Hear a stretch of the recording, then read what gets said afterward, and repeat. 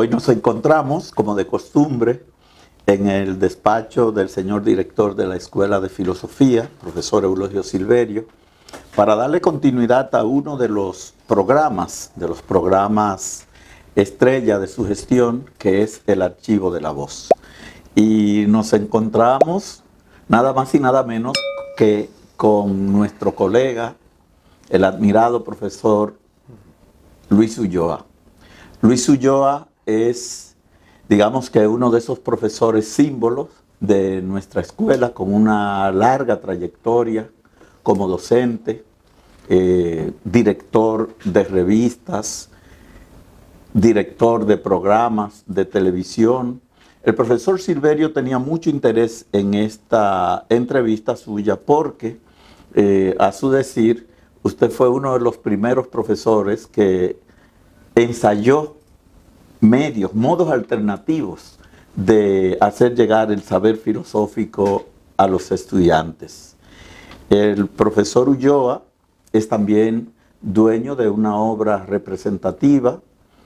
Todos lo tenemos, todos vemos en él a un filósofo de la educación, y acerca de ese tema, de su trayectoria académica, de su trayectoria intelectual, de su trayectoria vital, de su trayectoria profesional en sentido general, vamos a hablar en este Archivo de la Voz que, como ha dicho en otras ocasiones el profesor Silverio, busca legar el ideal perfil de los profesores de la Escuela de Filosofía de renombre a la posteridad.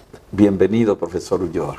Yo me siento muy halagado con que se me permita participar en esto. He estado viendo a las y los colegas y la verdad es que sin desperdicio. Yo pienso que ha sido un palo.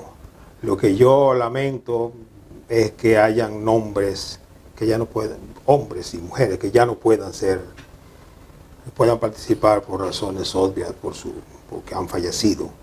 Hubiera sido demasiado importante. Pero bueno, en algún momento, hubiéramos tenido que comenzar ¿cuándo? En la colonia. Entonces, no, a mí me parece que esto es de mucho valor y ojalá yo estar a la altura, por lo menos mínimamente, de lo que ustedes esperan. Pregunte lo que usted quiera, pero si tú quieres, Alejandro, y gracias por tus palabras, decir que yo soy oriundo de un pueblito fronterizo llamado Loma de Cabrera, aunque no nací ahí, nací en Montecristi, en un campo también. Yo soy un campesino, no se me ha quitado eso todavía. Y a los 7 meses mis padres se separaron y bueno, fui a parar donde mis abuelos que me criaron. Yo soy de Loma de Cabrera y vivo en la capital desde hace ya todo el tiempo del mundo, porque desde que tenía 20 años estoy acá. Yo caí en la Escuela de Filosofía después de estar ya en la escuela, entonces Departamento de Pedagogía, hoy Facultad de Ciencias de la Educación, y caí allí. Yo siempre fui un inquieto por los temas filosóficos. Naturalmente, entonces tenía tantas lagunas que decidí ponerme a la altura más y más y luego hacer una maestría en filosofía, porque lo necesitaba esa formación. Y digamos que me fui haciendo cada vez más, interesado. La filosofía, tú sabes que es adicta, crea adicción, claro. En la palabra, el adicto es uno. Como lo es la ciencia en general. Todo saber convierte a uno en una especie de fanático en el buen sentido, porque se trata de saberes y de eso se trata. La filosofía todavía no se ha podido librar del todo del origen de la palabra. Es decir, como que aun cuando no se puede definir hoy la filosofía como simplemente amor al saber, obviamente que no, pero al final lo implica. Está implicado ese amor. Es inseparable el amor al saber de la filosofía misma, como lo es también de la ciencia. Y nada, decirte que cuando yo tenía 11 años me llevaron a un colegio en Dajabón a estudiar agronomía, algo que yo no quería estudiar, pero bueno, eso fue lo que apareció. No sé cómo fue que no me votaron. Todavía no tengo la menor idea de qué pasó. Porque yo siempre he sido, Alejandro, orgullosamente un mal estudiante. Fui siempre un mal estudiante. En el sentido, no solamente de que tuviera limitaciones, que las tengo obviamente, pero también porque siempre fui un estudiante descuidado, rayano en la irresponsabilidad. Eso pasó, lo superé, creo que lo superé. Ya casi que en la adultez fue yo vine a superar esa dejadez y eso de cogerlo con tanta, iba a decir con tanta filosofía, pero eso es uno de los temas que tenemos que, eso de tomarlo con filosofía, yo creo que es un tema absolutamente inapropiado que en algún momento tendríamos que discutir. Así que pregunta lo que tú consideres y yo responderé lo que pueda. Bueno, empecemos por el niño Luis Ulloa, el niño que llega un día a Loma de Cabrera, sus profesores, su infancia, sus juegos, sus amigos de bueno. Entonces. Mira, como soy de un campo, yo siempre hago casi el chiste de que en los países hay capital y provincia. Yo soy de provincia. De la provincia hay provincia superior, más grande. Yo soy de la pequeña. Siempre hay una cabecera. Común cabecera, yo soy de una que no es común cabecera. Campo y ciudad, yo soy del campo. En los campos siempre hay, en el caso de joya arriba y joya abajo, yo soy de joya abajo. Es decir, yo soy de viga abajo. Esto no, de ninguna manera, porque a veces se utiliza ese recurso un poco para decir que cuánto he avanzado, etcétera. No. Eso es para decir justamente, para explicar mis limitaciones. Tuve unos padres, porque mis padres nunca me abandonaron, vive mi madre todavía, pero mis padres en el sentido, yo tuve muchos padres, empezando por los padres biológicos que nunca me abandonaron, mis abuelos obviamente, pero el conjunto de tíos y tías hicieron ese papel de padre y de consejeros. Eso es inolvidable, eso es invaluable. Entonces participé en una escuelita allí muy limitada, y eso en el campo donde uno iba, aunque parezca esto inverosímil, yo iba descalzo a la escuela, íbamos todos descalzos a la escuela, salvo una que otra vez, y yo no era el más pobre, porque era una comunidad muy pobre. Y aprendí muchas cosas ahí que todavía mis maestros, esos maestros iniciales son absolutamente inolvidables. Y luego tuve maestros muy buenos, por ejemplo, en el colegio de Dajabón, colegio agrícola, donde tuve maestros increíbles que me enseñaron. Por ejemplo, yo puedo decir que si tengo alguna facultad que se pueda resaltar un poquito de mí es cierta facilidad para redacción. Bueno, eso lo aprendí yo en el colegio. Y aprendí un poco a esto de la comunicación escrita con cierta propiedad y con cierta, digamos, que soltura. Yo recuerdo que cuando yo vine a la capital, muy bisoño y muy admirado de todo, un año y pico después, ya yo estaba escribiendo en un periódico. Y yo me preguntaba a mí mismo, ¿por qué? Siembra yuca viene aquí a escribir. Y luego pasó algo luego con que yo, cuando, no sé si recuerdan ustedes son muy jóvenes, el periódico La Noticia, que allí yo escribía, estamos en la época de Balaguer, ¿verdad? A los 12 años, yo escribía artículos, los mandaba, nunca me publicaban. Digo, ¿qué pasa aquí? Entonces, de repente voy, me quejo, alguien, bueno, Víctor Grimaldi cogió el artículo, lo vio. A partir de ahí nunca me dejaron de publicar un artículo. Los demás fueron al zafacón. Eso. Y recuerdo muy agradablemente, uno tiene la tendencia un poquito a la petulancia. Bueno, es casi propio del humano. Recuerdo que Miguel Hernández le preguntó a mi jefe político entonces, no voy a revelar el nombre, que si era verdad que ese muchacho era el que escribía esos artículos. Lo que no sabía es que yo era más viejo de lo que aparentaba. Pues yo lo que estaba era desaliñado. la pobreza y todo aquello. Yo estaba obviamente ya en la universidad, pero en la universidad yo teníamos casi un divorcio planteado desde el inicio, porque yo entraba y salía, comencé con sociología, pero las dificultades económicas me atenazaban, salía, entraba, etc. Hasta que finalmente ya con una edad adulta, bastante adulta, me gradué. Entonces, ahí comenzó entonces esa nueva vida. No quiere decir que la buena vida, pero una nueva vida.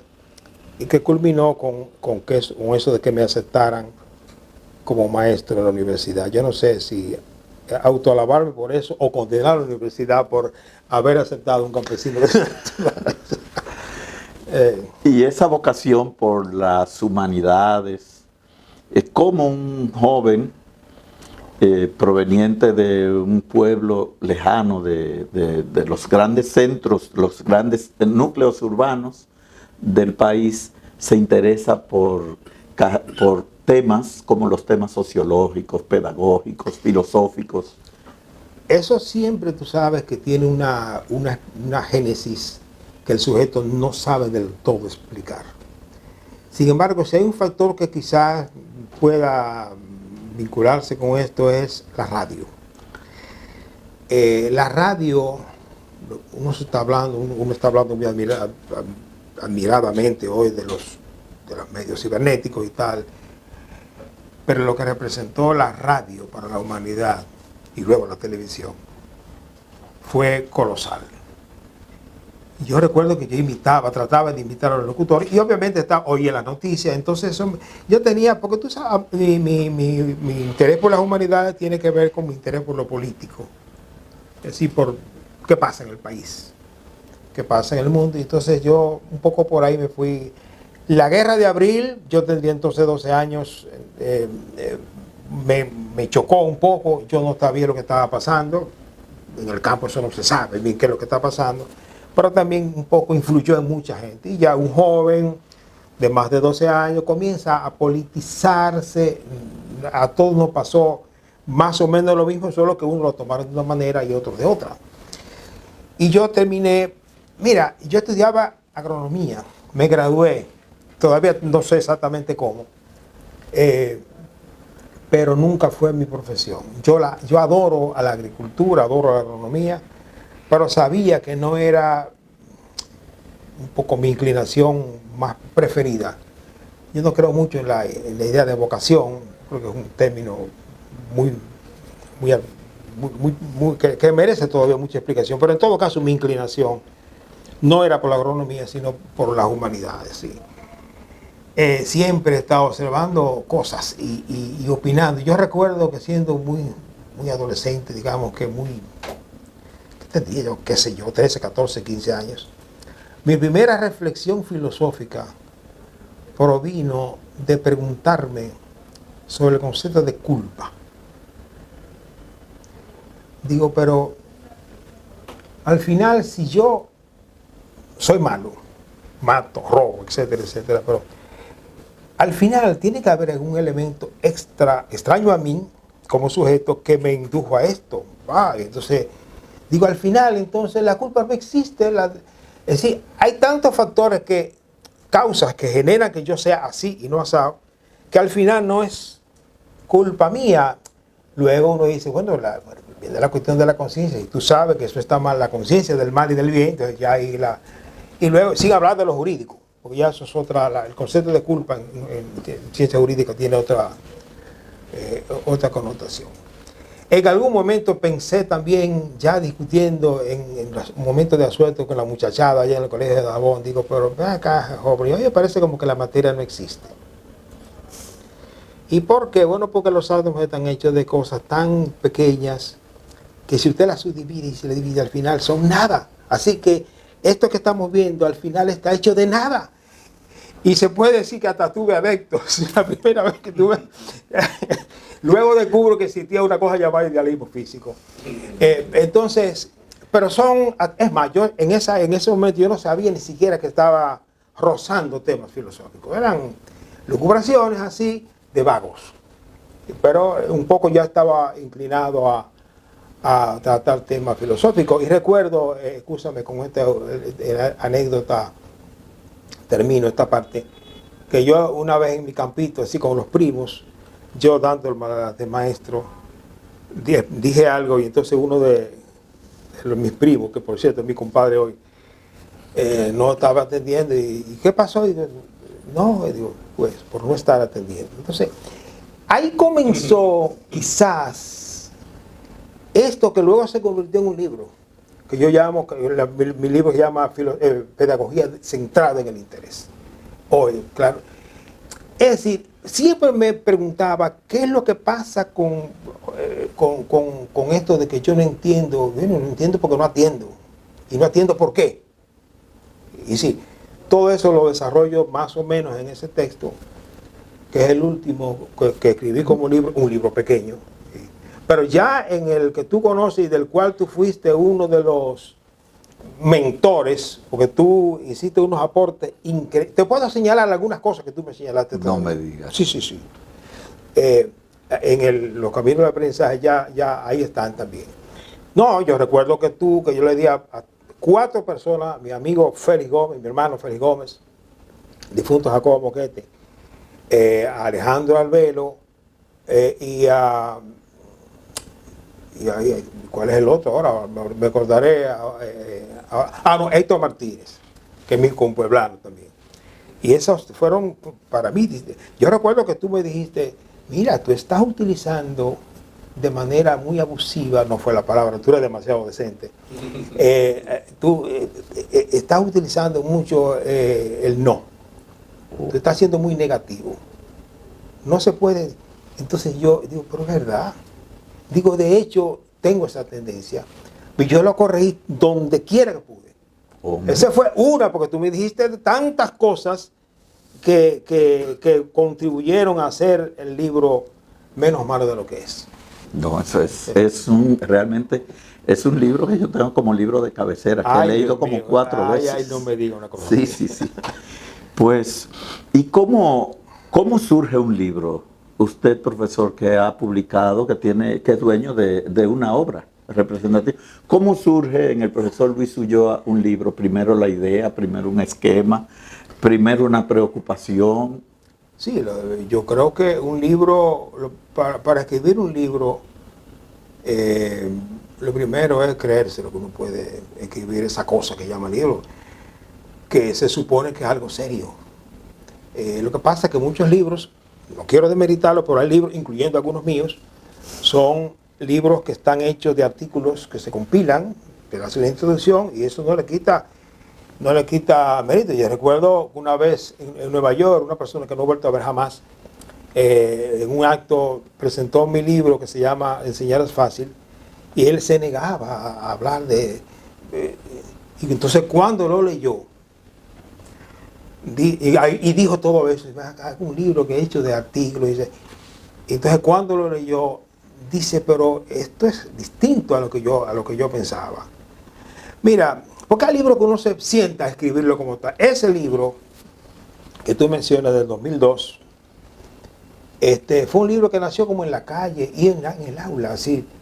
Yo le digo a muchos amigos que ese libro lo escribí yo en defensa propia, porque es un libro escrito de las cosas que yo veía en el aula, que un poco me desanimaban, me estorbaban, y como que yo no entendía muy bien por qué los estudiantes son así o así. Siempre hay 5 o 6 que son excelentes y tal, pero bueno.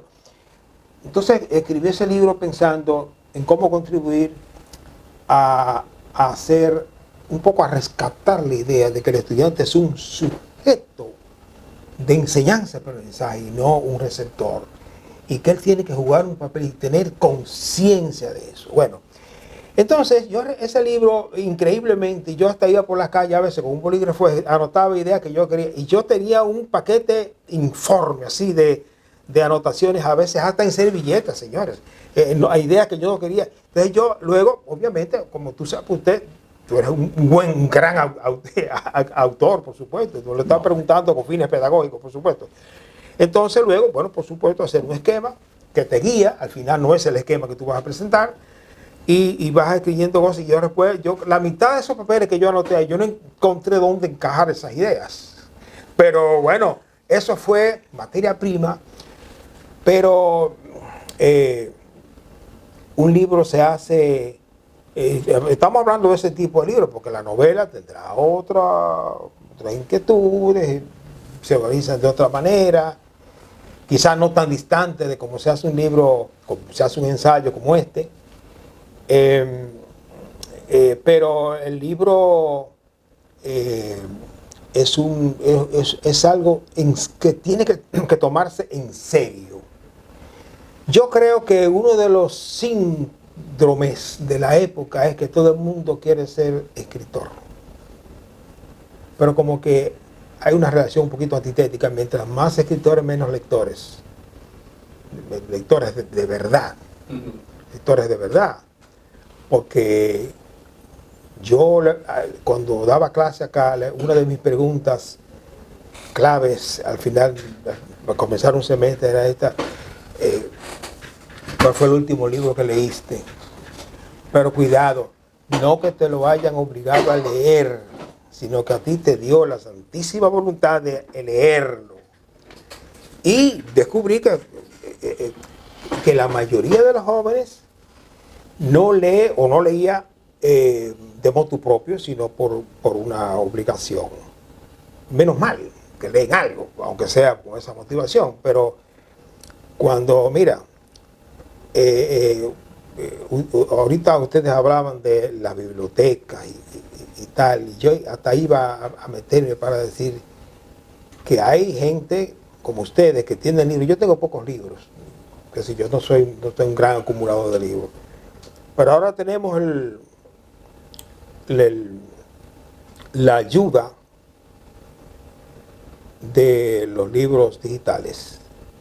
Entonces tú bajas libros y te las arreglas para que, porque muchos están en Amazon y tal, pero tú te las arreglas para buscar un PDF por ahí, y ahí está. Entonces yo lo meto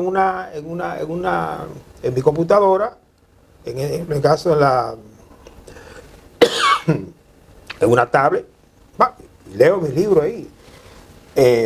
Y he leído muchos libros por esa vía. Y entonces ya yo no me animo a leer, como no me animé a leer, a comprar, que se llama Milán Kundera, yo lo bajé y ahí está. ¿Cómo es ese libro famoso de él? Tiene mucho, pero La insoportable levedad es un tremendo libro. Una cosa, ese señor escribía formidablemente. Y entonces los clásicos están todos en el ciberespacio, prácticamente todos. Y entonces mucha gente por esa vía obviamente no se animará. De todas maneras, a mí me gusta, no es que me guste tanto leer en computadora, me gusta leer el libro de papel, como que hasta hacerme amigo de él y guardarlo en algún lugar. No sé si yo me fui demasiado lejos de lo que estábamos hablando. No, si se trata de eso, la idea del profesor es que el entrevistado sea el protagonista y sea el que marque el compás. Bueno, entonces sí, porque yo te hablaba justamente, de esto de la cantidad de gente que está escribiendo. Bueno, enhorabuena que la gente escriba, pero ojalá que la gente asuma un poco la responsabilidad de qué significa escribir un libro. Por lo menos que tenga cierta conciencia de que no es cualquier cosa. No es simplemente cumplir con el mandato aquel de que un árbol para un árbol, tener un hijo y escribir un libro. Si usted lo que puede hacer es sembrar el árbol y tener los muchachos, fantástico. Y los libros por lo menos léalos. Porque eso sí, mire, yo creo que soy básicamente pedagogo, trato de serlo. Comprendo, trato de entender lo insustituible de la lectura. Y cuando hablo de lectura, que se tome en el sentido amplio, porque el no vidente lee de otra manera. Pero la lectura, eso de descifrar códigos y tener la mente que habérsela con esto de traducir en significado aquello, pensarlo, un poco meterse en la piel del autor para comprenderlo, por qué escribió esto, incluso darle para atrás, ¿qué fue? Porque yo como que me perdí, esa actividad es insustituible. Y yo no sé, aquí voy a emitir un juicio muy personal, pero a mí me parece que la universidad, nuestra querida Universidad Autónoma de Santo Domingo, en ese sentido tiene muchas posibilidades de hacer cosas con este economato, porque el economato no puede concebirse simplemente como una tienda. Por ejemplo, yo no sé por qué aquí no hacemos ferias universitarias por facultad. Sería interesante. Yo mismo soy, aparte de un escritor de la medianía o un escribidor, qué sé yo, yo mismo tengo dificultades serias para la colocación de mis libros. Yo soy malísimo en esto de la promoción. Eso en caso de que a la gente le pueda interesar. Pero a ver, hay cosas que Alejandro Ravelo, que es un intelectual de los intelectuales de este país, no conoce algunas de las. Eso es imperdonable. Pero para mí, no es para ti. Eso es imperdonable. Y a ti yo no te la voy a vender, obviamente. Ni al maestro Silverio. Porque el autor de verdad, el autor de verdad, y yo trato de serlo por lo menos medio verdad, está interesado, hay mucho, digamos, de narcisismo en uno. Y tú quieres que te lean, no que te compren. ¿Sí? Si te compran, mejor. Pero la lectura es algo, mira, yo defino en ese libro que tú mencionas, al estudiante como un investigador, una investigadora. Un estudiante es un lector. Ante todo, es un lector. Y eso lo estoy ahora un poco replicando cuando escribo sobre el maestro. Un profesor o una profesora, yo no lo concibo sin ser un aficionado o una aficionada a la lectura, pero a la lectura como parte de su oficio. No es algo que le cae y que te exigieron que el ministerio... No. Es que es parte de tu trabajo. Leer es parte de tu trabajo. La lectura. Y yo a veces me condeno a mí mismo. Cuando yo me acuesto un día sin leer algo, digo, ¿qué pasó ahí? Un día, no voy a decir que he perdido, pero en todo caso lo desperdicié en algo. Entonces, eso de la lectura, señores, es un país que se quedó con escasas bibliotecas y ese plural casi es abusivo. No quiero mencionar cosas, pero porque una librería que está a propósito de un colegio, de una escuela o de una universidad, es una librería formalmente, pero una librería para encargos. Entonces yo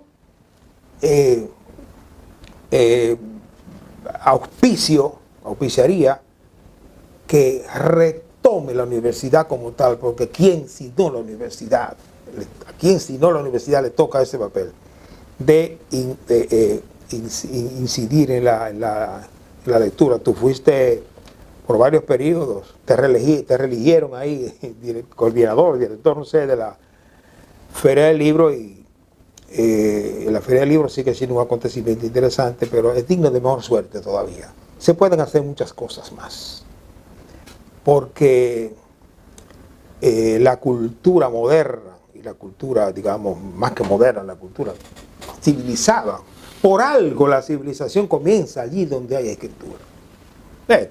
También comienza con el Estado, también una serie de división de la sociedad en clases, toda una serie de hechos que marcan el paso a la llamada civilización, pero la escritura es fundamental. Y el nacimiento de la escuela, y por algo la escuela, eso que llamo escola, en los griegos, es decir, que no era más que un espacio de ocio, que significa ocio. Escola significa ocio, o sea, momento en el cual la gente se reunía a hablar de ciencia, de lo que fuera. O sea, está ligada al nacimiento de la escritura, y por algo el nacimiento, luego el otro jalón grande de esto fue la imprenta. Por algo la imprenta se celebra tanto. Entonces, que la cultura cibernética, el ciberespacio y la inteligencia artificial y todo aquello no venga a deshumanizarnos, porque corremos el riesgo. Puede operar, si el ser humano lo decide, de otra manera, en el sentido inverso, que nos humanice más que nos haga mejores, que nos haga más justos, etcétera, pero existe el peligro y hay hechos que prueban que efectivamente también puede jugar un papel negativo. Así que viva el libro, viva la escritura y viva los lectores y las lectoras. Y entre los muchos libros, profesor, que han pasado por sus ojos y por su mente y por sus manos, ¿alguno en especial, algún autor predilecto? ¿De quién se siente el maestro Luis Ulloa deudor en términos de pensamiento y en términos de accionar como maestro? Me la pusiste muy difícil, pero no porque yo haya leído tanto. La verdad que yo reconozco mis déficits como lector.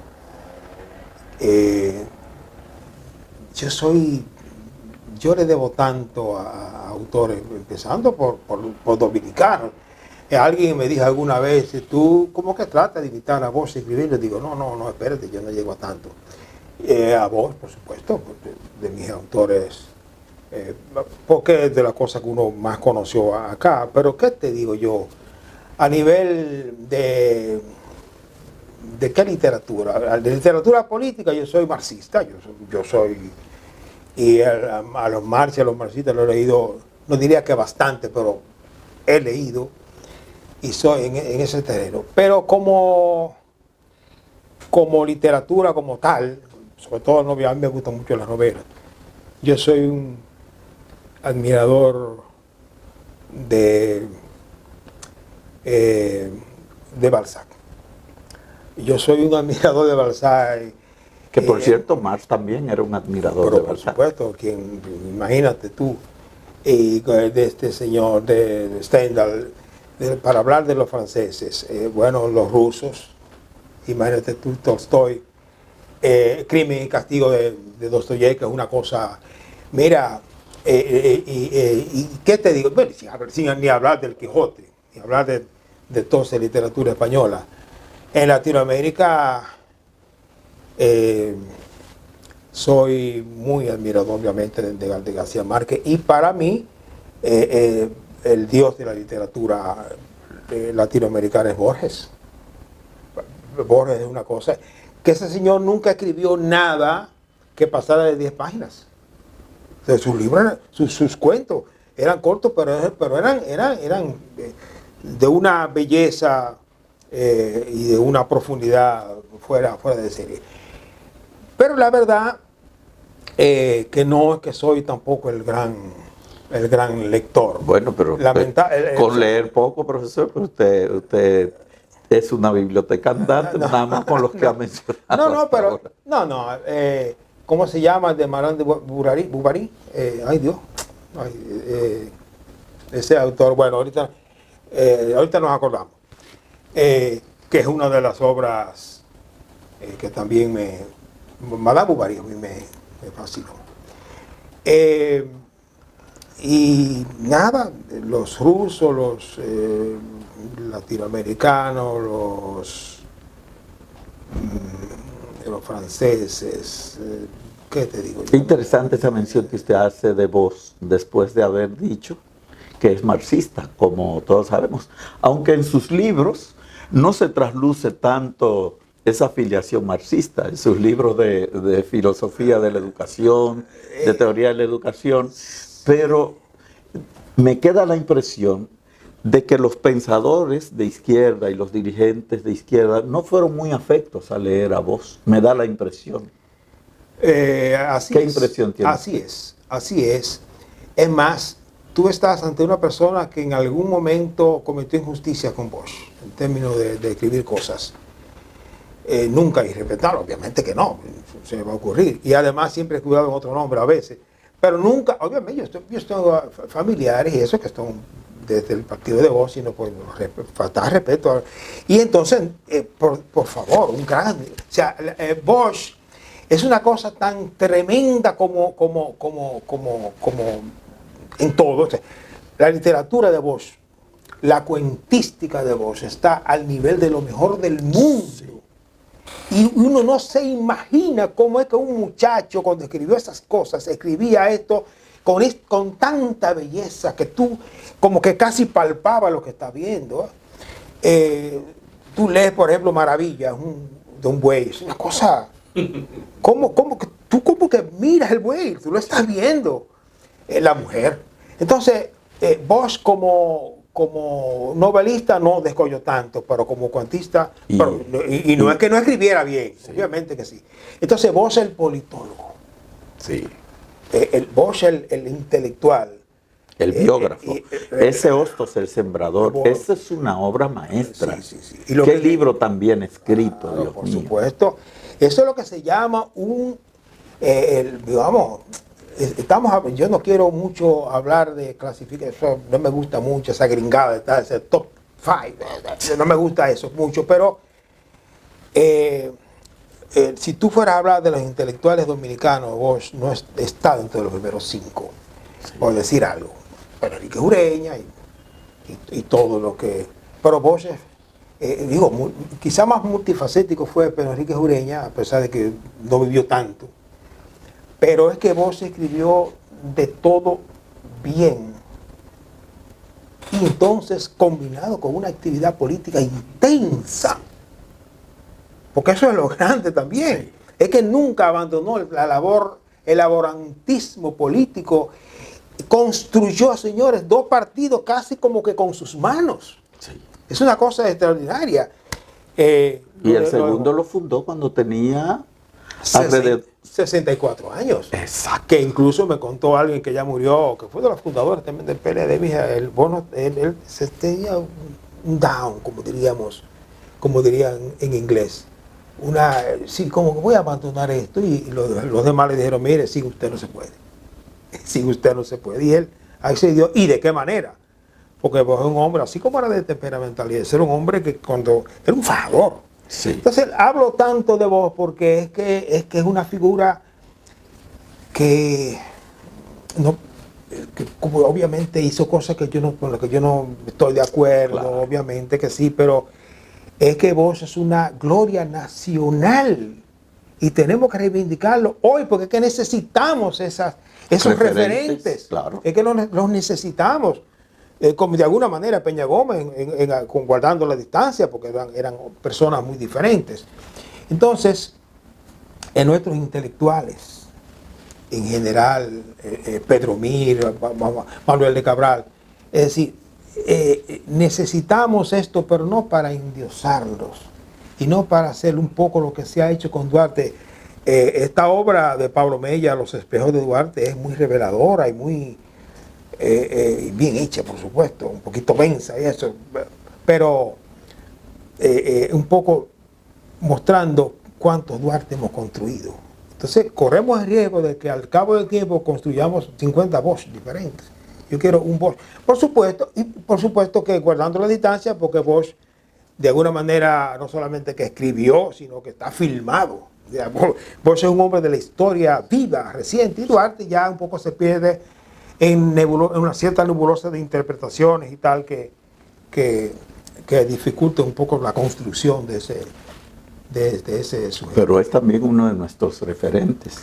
Pero por supuesto que y de lo que se sabe, incluso de lo que escribió, porque también escribió cosas e hizo cosas, Duarte es que es el principal referente nacional. Es que Duarte es lo de Duarte, cuando se funda la Trinitaria tenía 25 años, ¿era? Sí, algo así. Cuando estalla... 1838. Sí. Cuando estalla la separación, que terminó en la independencia, era un muchacho de 31 años. Tú dirás, bueno, que en esa época un hombre de 31 años equivale a 50 hoy, bueno, podría ser, pero no dejaba de ser 31 años. Claro. Y entonces aprendió tantas cosas. Esos viajes fueron... Entonces, por más que se desdibuje, por más espejos de Duarte que haya, hay un Duarte que no se ha podido todavía desmeritar. Y él se encargó con sus cartas, con lo poco que escribió, retrata a una persona definitivamente que forma parte de la esencia nacional. Y hasta yo diría que de la utopía nacional. Y volviendo a sus libros, profesor Ulloa, ¿alguna anécdota que usted recuerde, algún recuerdo gentil algo gracioso. ¿Cuál fue el libro que le dio más dificultad escribir y por qué? Mira, Alejandro, no que yo tengo 6 libros. 6 libros. Yo escribí siendo muy joven un librito que se llama Lo Nacional y lo Popular en la Cultura, un libro que yo no le escribiría hoy, obviamente, que también me dio un poquito de brega escribirlo, pero fue escrito un poco al son de mucha pasión política y teórica absurda en gran medida, con una discusión un poquito bizantina, pero que era un poquito de la época. Y luego entonces la tesis, que luego se convirtió en un libro que se llama, que tiene 2 ediciones, que se llama Iglesia y Estadio de Educación en la República Dominicana, que es un estudio, fue una tesis, ¿no? Desde un estudio que abarca desde la era de Trujillo hasta el 86.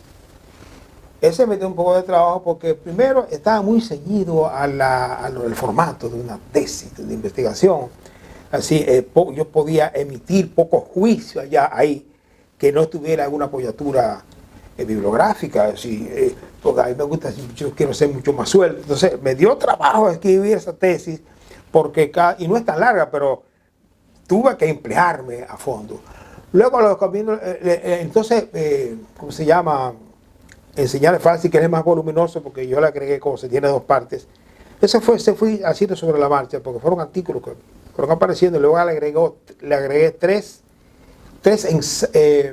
ensayos que tienen justamente ya cierta característica académica más. Entonces, ese también me dio un poco de trabajo. Y los caminos no, porque los caminos caminaron. Lo que pasa es que yo incluso lo hice casi caminando, como te digo, hasta que me senté.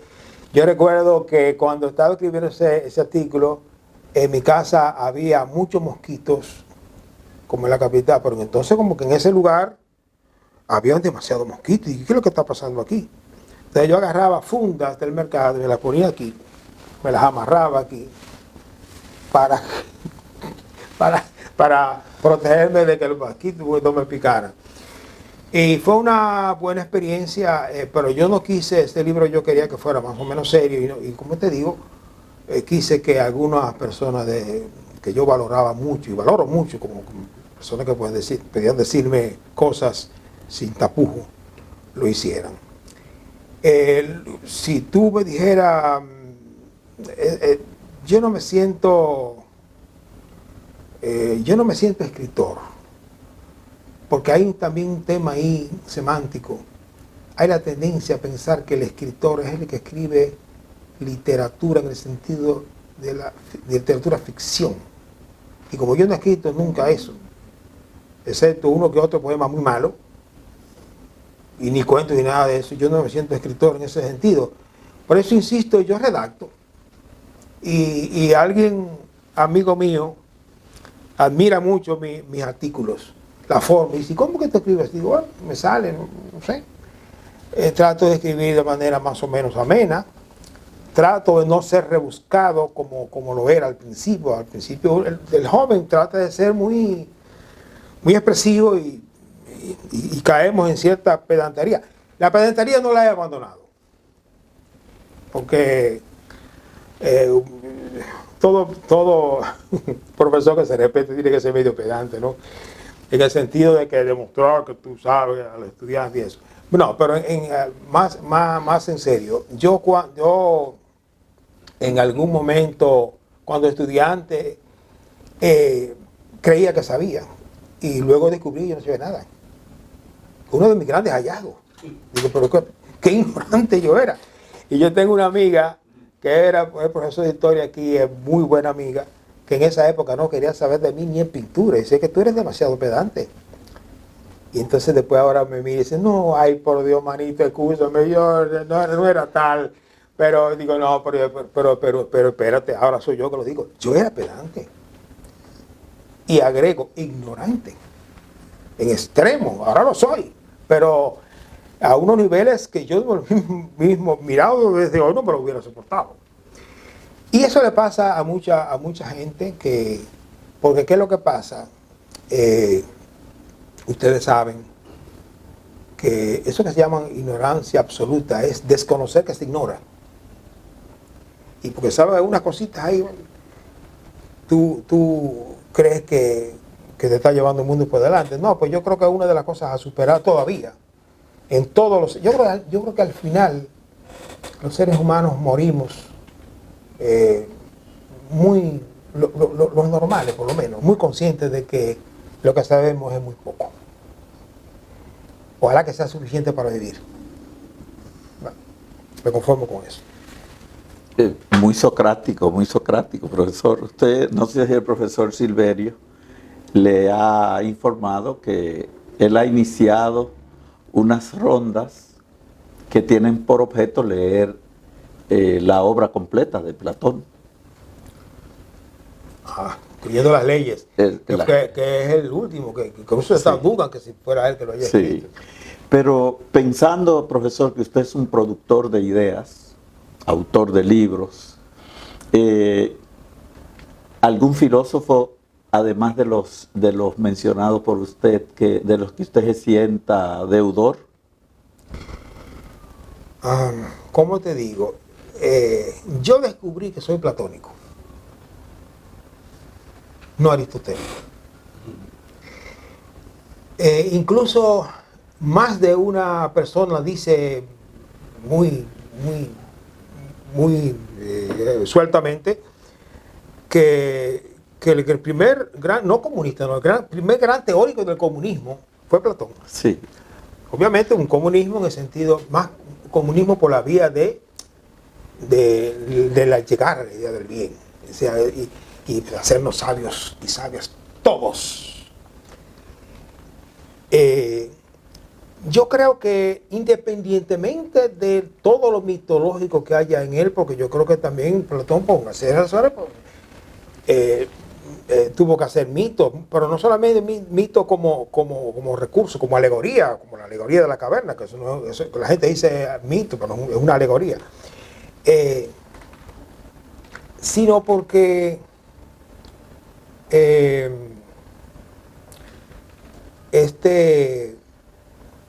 bueno, un poco se me fue la idea, pero volviendo mito en el sentido de que él también tenía sus creencias. Platón es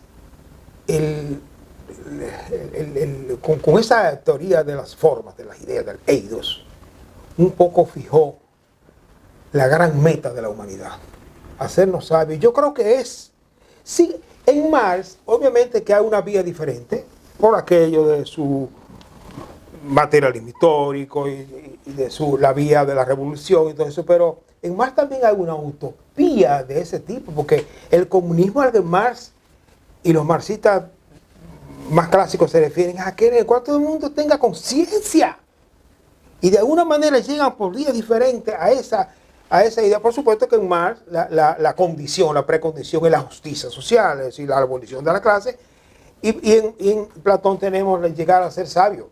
Y tú dirás, bueno, pero para ser sabio obviamente que la gente tiene que comer, y al final se confluye en la idea de... No quiere decir que no admire a la gran enciclopedia que fue Aristóteles. Pasa que Aristóteles abocó tantos temas y además partía de su intelectualismo y todo aquello que podía, incluso abusando de ese intelectualismo, quiso hacer ciencia y prácticamente todo fracasó. Porque no hay una sola idea científica de Aristóteles que se preserve hoy. Una sola, no. La teoría de la caída, obviamente que la generación espontánea, obviamente que no. Es decir, su visión de la Tierra como centro, todo eso. Ahora, la grandeza de Aristóteles es el método, la metafísica, esas reflexiones, la reflexión sobre ética paradigmática y todo aquello. Reflexiones sobre la política. Es decir, era en la enciclopedia y todavía yo me pregunto cómo fue. Ese señor murió de 62 años. ¿Cómo fue que escribió tanto? ¿Cómo fue que pudo producir tanto? Seguro alguna gente sospecha que hay obras de esas que fueron escritas por sus discípulos. Pero en todo caso Aristóteles sigue siendo Aristóteles el Grande, que por cierto no era, ni siquiera era griego, porque él viene de Macedonia.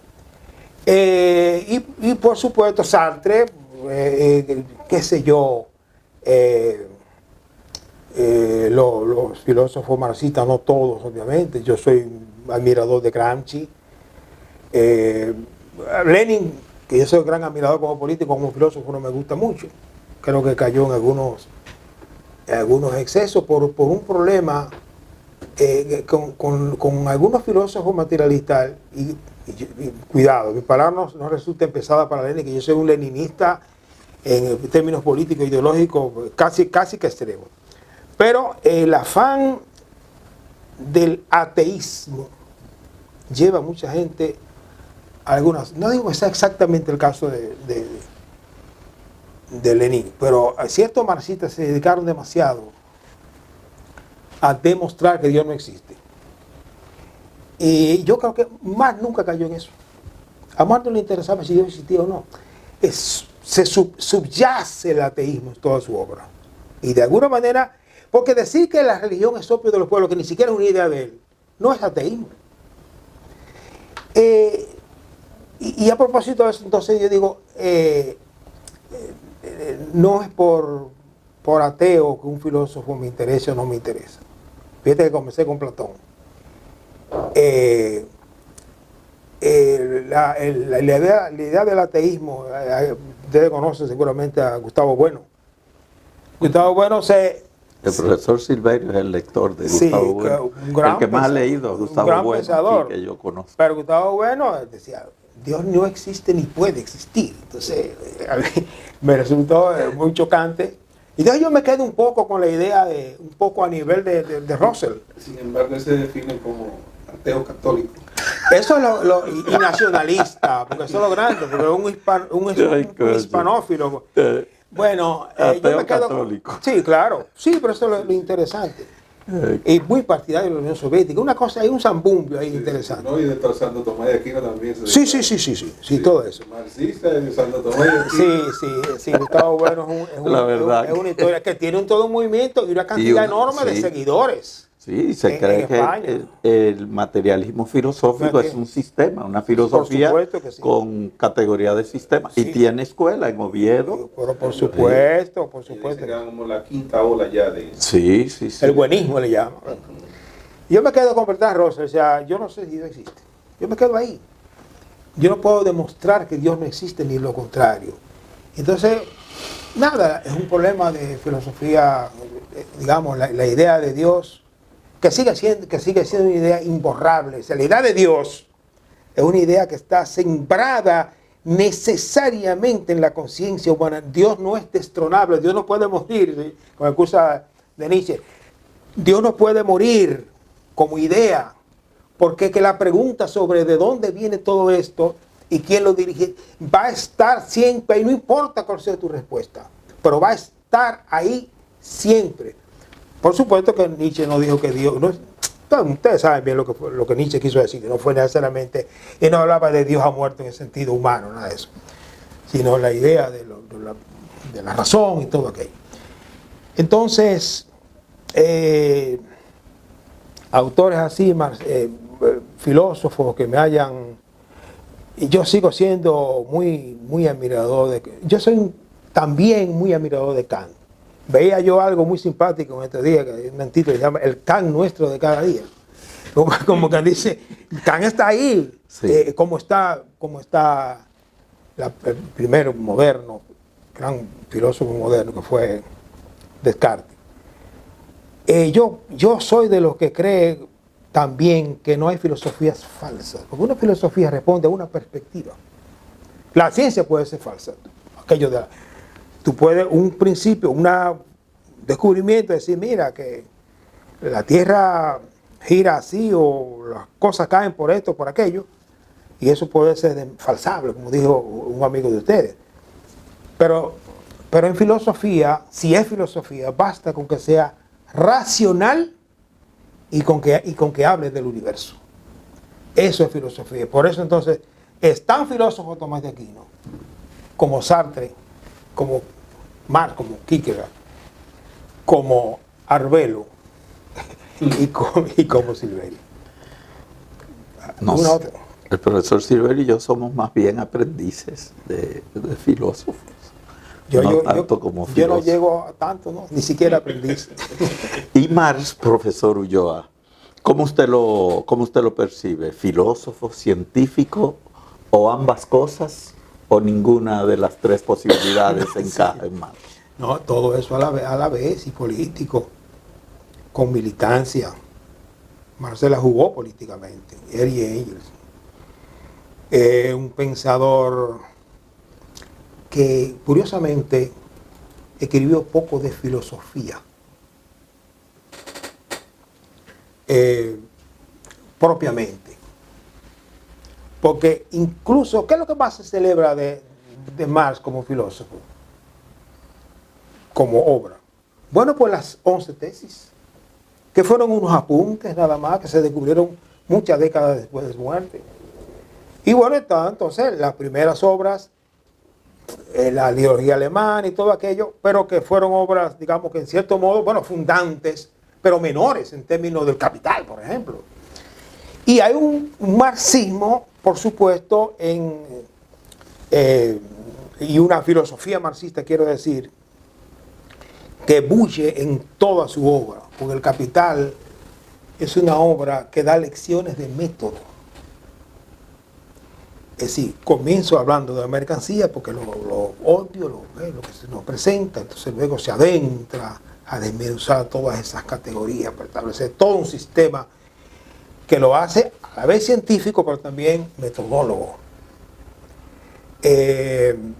Marx, el utópico, el que planteó el comunismo, la sociedad sin clase, yo creo que sigue siendo celebrable. No el manifiesto como tal, que es también una obra menor, por encargo. Es toda la metodología y todo lo que hay a lo largo de su obra como advertencia de que el capitalismo es perecedero, de que debe ser sustituido por un sistema de trabajadores y tal. Hoy eso se ha desdibujado mucho porque la realidad ha cambiado mucho, pero al final, cuidado, sigue siendo un mundo de trabajadores y trabajadoras. Solo que ahora tenemos corbata y ahora estamos más estresados. El llamado que hace Bill Han, la sociedad del cansancio, la autoexplotación, la sobreexplotación por uno mismo. Y entonces una sociedad que te exige bárbaramente, pero sigue siendo el capitalismo el dueño del mundo. El sistema sigue siendo capitalista y no se sabe hasta cuándo, pero yo soy de lo que cree que efectivamente, no solamente porque nada es para siempre, sino porque hay señales claras de que esto, pero un sistema que está destruyendo el planeta, pero ¿qué es lo que tiene de bueno?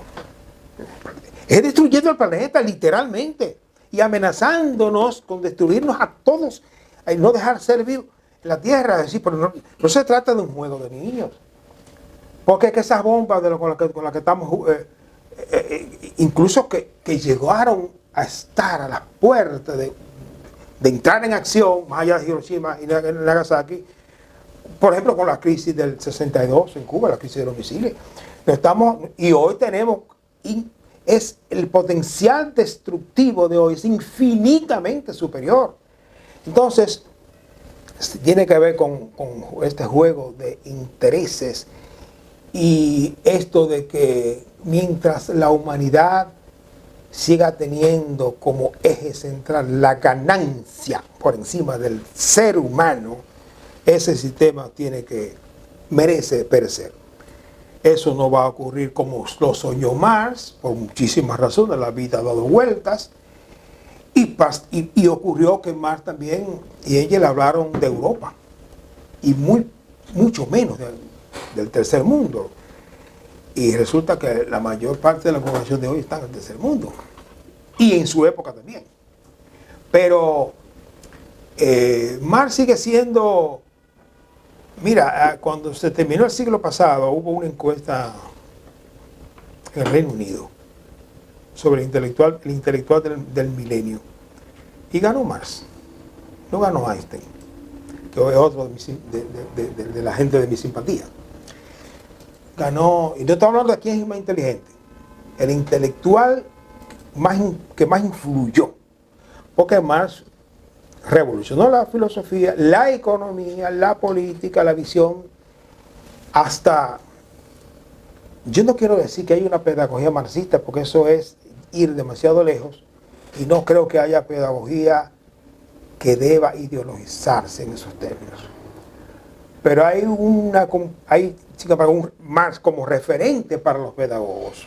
Está ahí.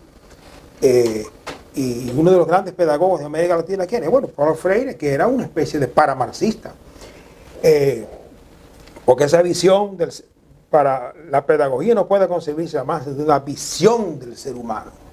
Y Marx la tenía muy clara incluso. Uno se pregunta a veces qué hubiera pensado Marx hoy.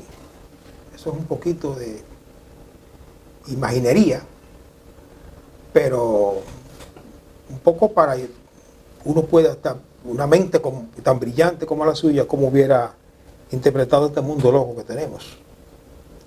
Este mundo loco y peligroso.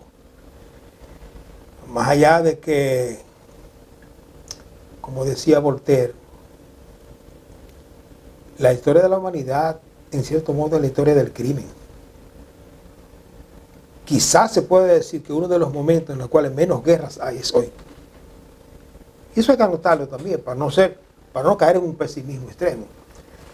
Y en la época, bueno, Europa es el continente de las guerras, de más guerras. Entonces, que tampoco tiene tanta ¿por qué? Bueno, porque imagínate tú, esas nacionalidades, cómo se fueron configurando. Eso fue a fuerza de bayonetas y de cañones. Pero Europa no está en guerra hoy, excepto, bueno, lo que está pasando entre Rusia y Ucrania, sí. Claro que sí, que es muy grave. Y los conflictos gravísimos también de Medio Oriente, en África hay guerra, pero usted lo compara con el siglo XIX y lo compara obviamente con la humanidad de hace 70 años, la Segunda Guerra Mundial, todo aquello, un poquito más atrás, salimos ganando. Sin embargo, tenemos unas amenazas, unas espadas de Damocles ahí que definitivamente le engrifan los pelos a cualquiera que lea periódicos. Porque si usted vive en su burbuja y usted cree que no está pasando nada, que si su hogar es una discoteca, ahí no hay problema, o un colmadón, pero están pasando cosas graves que uno tiene el deber de preguntar. Y eso es parte de lo que tiene que hacer el filósofo, no solamente el sociólogo y el político. El filósofo tiene que pensar en esto. Y siempre, un poco a priori, yo digo, siempre pensando que es posible que la humanidad supere todas estas trabas y todos estos males. Esa es la apuesta. Yo quiero seguir siendo optimista. Y quiero seguir siendo utópico, a pesar de que hay una frase terrible que leí en estos días que decía que una distopía no es más que una utopía llevada a la práctica. Digo, bueno, pero es terrible, ¿verdad? Porque me están diciendo que mis sueños o los sueños de la gente... No, yo quiero seguir pensando en la utopía como ese lugar que nos ayuda a caminar. Y que se nos aleja la malvada, pero bueno, vamos caminando y vamos resolviendo situaciones. El hombre, ¿usted cree que puede llegar hasta el autoaniquilamiento? A destruir su hogar. Por ejemplo, nosotros aquí a pocos kilómetros tenemos un país hermano que prácticamente ha asolado su flora y su fauna. ¿Cómo ve el pensador marxista el académico destacado, el hijo de Loma de Cabrera, esta situación y esta relación? Extremadamente problemática, peligrosa, a ambos lados, y lo peor, sin una luz al final del túnel. Porque ahora acaba de crearse un comité, una comisión de transición en Haití. Yo no creo mucho en eso, porque los problemas de Haití son demasiado graves, demasiado viejos, y hay demasiados intereses. Es una sociedad en disolución. La gente habla no solamente de un Estado fallido, es una sociedad que tiende también a la autodestrucción. Y tiene culpable, por supuesto, histórico, porque Francia está en la ecuación. Porque eso de pedirle a una sociedad que tiene que pagar 150 millones de francos para yo reconocerte la independencia después de invadirte y todo aquello, me parece que es una iniquidad de unas magnitudes increíbles. Pero volviendo a Haití, al Haití de hoy, a la relación con la República Dominicana, mira, sobre esto se han soltado muchos demonios. Yo no soy un nacionalista, no creo mucho en eso, pero reconozco que hay derecho a decir, a preocuparse, decir, ve acá, pero somos un país con relativa estabilidad, no hay derecho a que el país se ponga en peligro por lo que pasa con los vecinos. Más aún, no podemos ser la solución del problema, por razones obvias, por nuestro tamaño, el tamaño de nuestra economía, por cuestiones históricas y tal. Ayudamos cuando hemos podido, hemos ayudado. Y yo creo que incluso eso es importante ponerlo en relieve. Los gobiernos, pero también el pueblo dominicano, incluyendo gente que tú ves en la calle diciendo que los haitianos, cuando tiene un problema haitiano, hay casos extremos, por supuesto, para ellos son seres humanos. Y yo he visto demasiada gente tratar muy bien a los haitianos. Habrán por supuesto casos en los que no es así. Dominicana no tiene la solución del problema haitiano. No la tiene.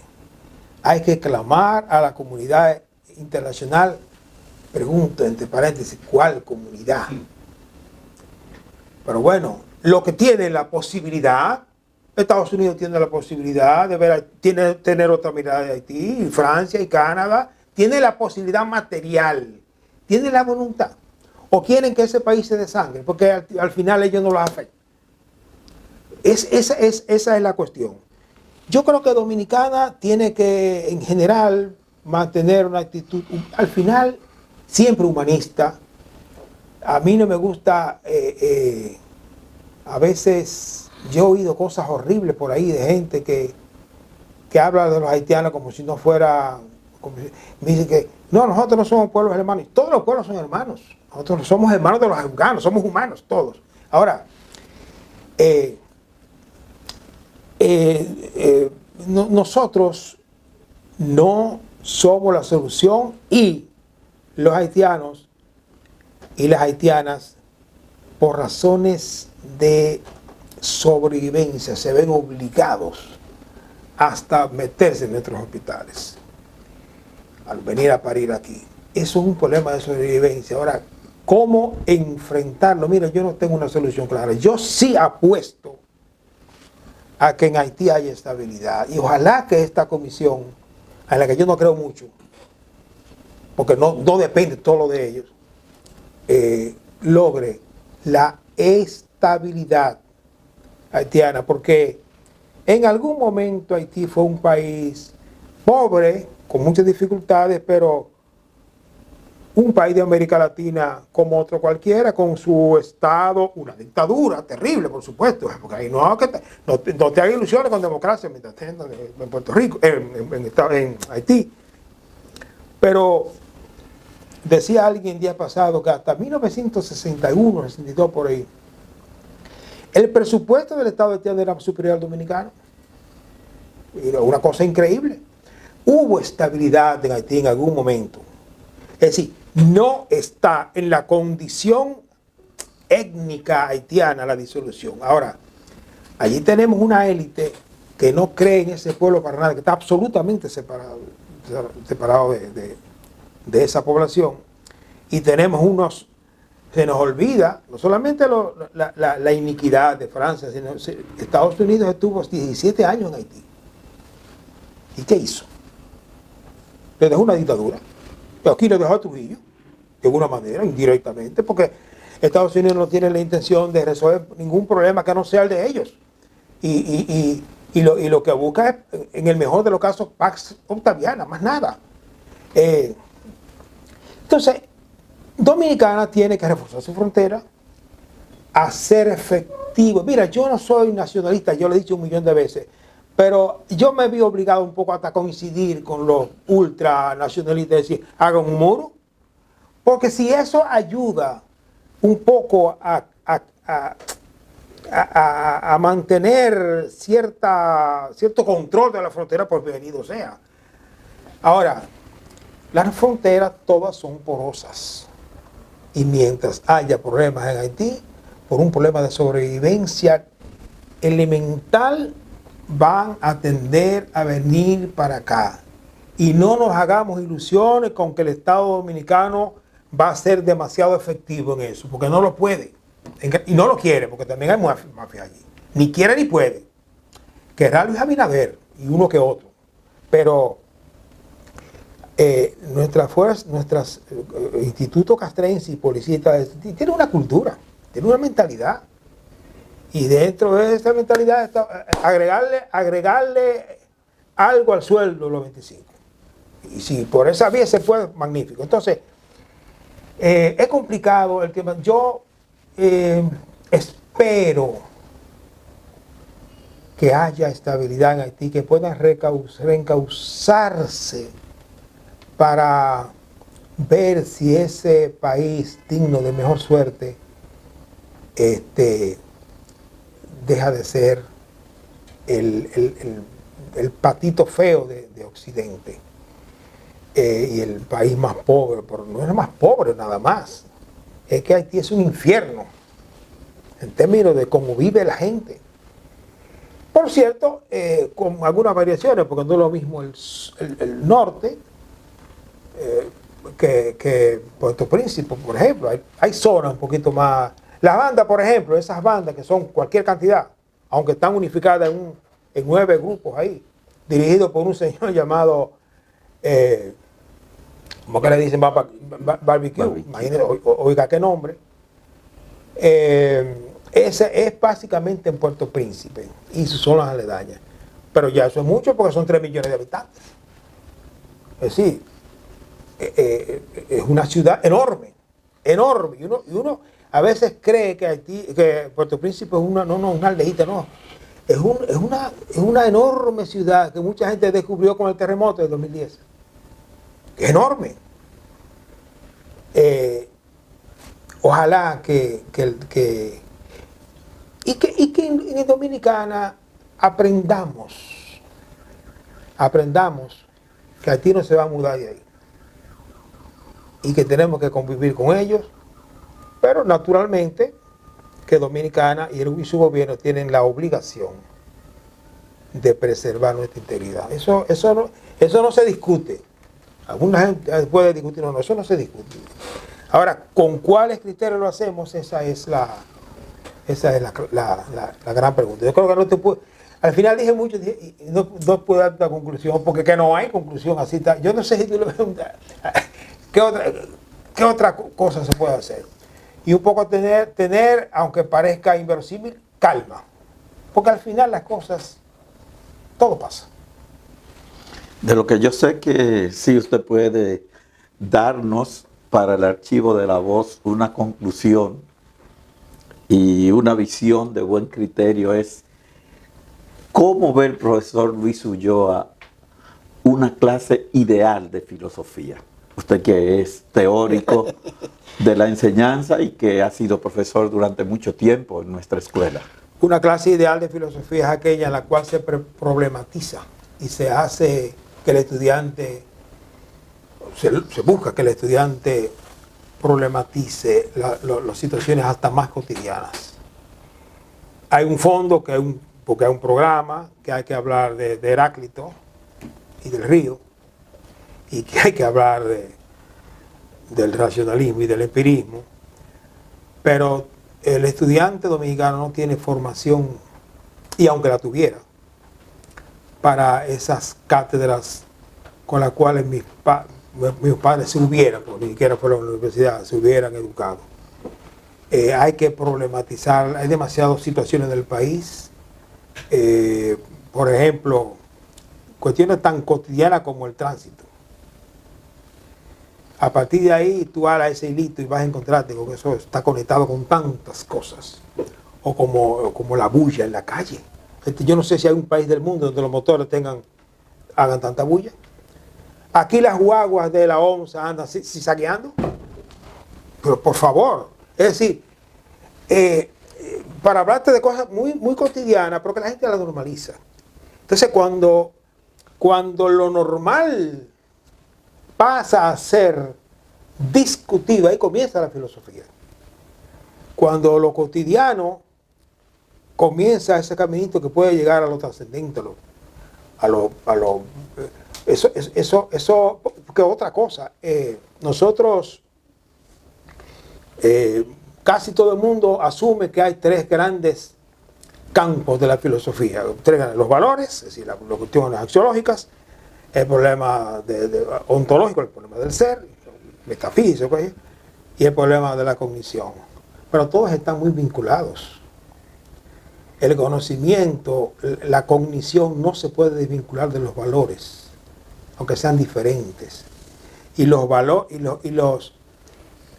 tienen mucho que ver con el ser, porque ¿qué hago? O sea, ¿cuál es mi misión en el mundo? Por ejemplo, eso aparte de si Dios existe o no. O sea, eso. La actitud tuya ante la ciencia, para tú tener una actitud positiva ante la ciencia, tienes que saber qué es la ciencia. Entonces, la clase ideal, que yo no sé si existe, bueno, la clase adecuada de filosofía sería aquella en la cual, con un tema de fondo y quizás un poco siempre a propósito de un tema que es el que toca hoy o esta semana, siempre hacer que la gente se pregunte. Y la cosa, Alejandro, es tan fuerte que el estudiante no siempre sabe hacerse la pregunta correcta, porque al final la filosofía es un problema de pregunta. Hacerse la pregunta correcta, porque hay preguntas y preguntas. Hay preguntas absolutamente estúpidas, no tienen nada, que no conducen a nada. Y sin embargo hay preguntas de por qué aquello que te llevan. Yo, por ejemplo, un poco para mostrar esto de que la cotidianidad nos arropa y eso, yo solía preguntarle tonterías como esta. Explícame, ¿cómo se forma un río? ¿Un río? Eso es donde tú te bañas. Bueno, que hay unas venas ahí arriba, que bajan, tú crees que el agua de abajo va a coger para allá arriba, espérate. Y comenzamos por ahí hasta el final. Bueno, la lluvia, digo, no, pero no siempre hay lluvia, el río está ahí. Explícamelo. Es decir, un poco, porque no se trata, en filosofía, al final de cuentas, lo que importa es que la gente piense, y eso te va a llevar a la filosofía. Aunque el asunto sea religioso, hasta deportivo, ¿tú crees que fue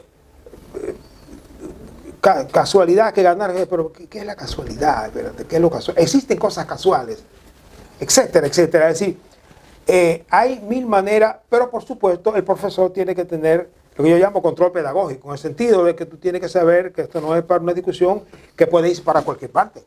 Es una discusión que tiene que un poco encauzarse para que vaya donde el profesor quiere. Ojo, donde el profesor quiere, aunque el profesor tiene que estar dispuesto a que se vaya para otro lado, siempre y cuando sea bueno, siempre y cuando sea interesante. O sea que la filosofía, la clase de filosofía puede ser una cosa muy interesante, muy, muy interesante. Y no es fácil, Porque esta es una sociedad y una juventud un poco desinteresada, desmotivada, que para empezar no sabe lo que es filosofía ni para qué sirve. Y entonces, pero eso también pasa con todas las materias al final. ¿Para qué que van a dar historia? ¿Pero para qué historia? Con la matemática es más obvio. Pero cuidado con la aritmética.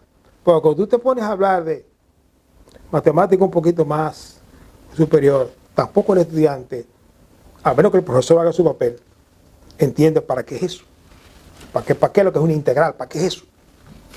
Entonces, tamaño encargo lo que tenemos los maestros, de ser capaces de hacer del estudiante una persona que se interese. Por eso yo insisto tanto en que la labor fundamental de un maestro es mantener el interés. Pero por supuesto no es aconsejándolo. Conmigo esto es importante, no. Es mostrándolo. Porque hace una sesión ahí de réplica que mire que cuando tú seas, para que tú llegues a ser alguien, eso es absolutamente un disparate. Es en lo que sea, porque la gente valora en función de si conoce. Si la gente va descubriendo y se va acá, pero esto yo no sabía que era. Es decir, Platón hablaba de la admiración como fuente del saber, pero esa admiración se cultiva también. Es decir, la gente tiene que, por ejemplo, aprender a oír música. Pero porque una sinfonía o lo que sea, eso al estudiante no le dice nada porque él no entiende. Y a veces ni siquiera yo. Entonces, pero cuando entiende que esto es un poquito de música, o por lo menos la historia de esto, comienza a descubrir cosas y a deleitarse, porque al final es el gusto por saber. Lo que hay que despertar es el atrévete a saber del amigo tuyo de cambio. Ahí desapere. Es ese grito que tiene que estar permanentemente ahí.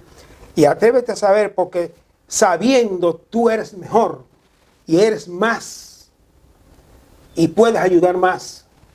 Entonces ese atrévete a saber tiene que ser una divisa permanente del que enseña. Bueno, formidable manera de ponerle unos puntos suspensivos a esta conversación que obviamente, dada la riqueza de sus respuestas, profesor, podría y debería seguir, poder continuarse en otro momento. Right. Para cerrar, profesor, vamos a hacer una suerte de ejercicio que es como un juego. Yo le voy a decir 4 o 5 nombres o expresiones para que usted nos diga así como lo que le evoca en un golpe de voz. Con mi lentitud mental eso es muy complicado. Pero no tenemos prisa. Universidad Autónoma de Santo Domingo. Oportunidad. Yo no hubiera llegado a ser lo que soy humildemente sin la universidad y sin el movimiento renovador de los años 60. Escuela de Filosofía de la UAS. Conjunto de Pléyades. Facultad de Humanidades.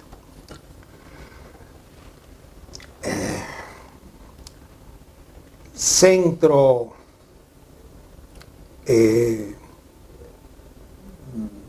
mejorable, pero con muchos aportes en sus espaldas. Eugenio María de Hostos. El gran mencionado y escasamente practicado. Filosofía dominicana, pensamiento filosófico dominicano, filosofía en dominicana o quehacer filosófico dominicano o ninguna de esas posibilidades. Hay y ha habido siempre una filosofía dominicana que en algunos momentos pecó de ser demasiado fuera de foco. Porque los aportes, por ejemplo, de Juan Francisco Sánchez, que era un gran pensador, y de Avelino, yo creo que es un poco eludieron una serie de temas centrales del país. Un poco se dejaron abrumar por la dictadura. Muchísimas gracias, profesor Ulloa. Gracias a usted. Por lo que a mí toca. Estos encuentros siempre los finaliza el profesor Silverio y a él le pasamos la palabra. Bueno, agradecer al profesor Ulloa, Luis Ulloa, por haber sacado su tiempo y por haber dedicado su tiempo también a servirle a la juventud dominicana a través de la Universidad Autónoma de Santo Domingo y de sus producciones intelectuales. Decía al principio que, aunque ustedes quizás nunca se lo dije, pero siempre me llamó la atención cuando yo era estudiante el método de utilizar la tecnología del momento, la que estaba disponible, y usted tenía sus equipos y lo llevaba al aula. Pero una gente no entendieron bien eso que usted hacía, pero yo sí lo aprecié porque de alguna manera en los grupos populares ya esa tecnología se usaba, se producían audiovisuales y cinta magnetofónica con los recursos que había y daba buenos resultados, porque eso hacía que ese contenido que el profesor produce en el aula explicando cosas pudiera estar disponible para el estudiante en el momento en que lo deseara. Era como si tengo un video, un tutorial, tengo una conferencia del profesor, lo que se me olvidó que él dijo en el aula lo puedo repetir. Y de hecho, Dustin, que estuvo por aquí ahorita, y yo, cuando comenzamos a estudiar filosofía, lo que hacíamos al principio era que la noche anterior, porque él pintaba, tenía que pintar, yo tenía que pintar en el día, la noche anterior leíamos el libro, o sea, lo grabábamos, y entonces al otro día, mientras estábamos pintando, estábamos escuchando el libro. O sea que fantástico. Les reconozco eso y lo felicito porque yo lo asumí posteriormente de manera intensa esa tecnología. Otro asunto, usted dijo que quiero comentar, aprovechar la bola, ¿verdad, profesor? Que usted mencionó que pasar un día sin leer algo es como, se tiene la sensación de que se perdió el día. A mí me pasa ese asunto, que a veces uno está lejos de, pero no he leído nada y uno siente como que le falta algo, como lo que bebemos café. Coño, no he bebido café hoy. Entonces tiene que perder el día. Otro asunto que quiero aprovechar como comentario, señalarle la importancia que tiene el hecho de que la Escuela de Filosofía tenga profesores como usted, que vienen con una formación primaria de otra área, porque aportan riqueza, o sea, traen a la filosofía o al ejercicio de la filosofía, a la docencia de la filosofía, competencia, como le dicen ahora, ¿verdad? Habilidades, destreza, que no tenemos nosotros los que estudiamos solamente filosofía. En ese sentido, yo soy partidario de que la Escuela de Filosofía abra con una filosofía como saber de segundo grado, como dice el profesor Gustavo Bueno, sí. Como saber de segundo grado, que abramos la puerta a que profesionales con formaciones, con la formación primaria en otras áreas, en otras disciplinas, en otras ciencias, pudieran, después de estudiar filosofía naturalmente, pudieran también incorporarse a la filosofía, porque eso aporta. Y ya entonces aquí vienen las peticiones, y es solicitarle, comprometerlo de manera formal a que nos colabore con un artículo siempre para cada número de la revista de la Escuela de Filosofía, que es La Banca de TC. Usted vive produciendo, yo lo veo, lo leo, es decir que ese es un compromiso, profesor Alberto, que o sea ya sea como profesor de la escuela o como amigo suyo, tiene que cumplirlo. Claro. Tiene que cumplirlo.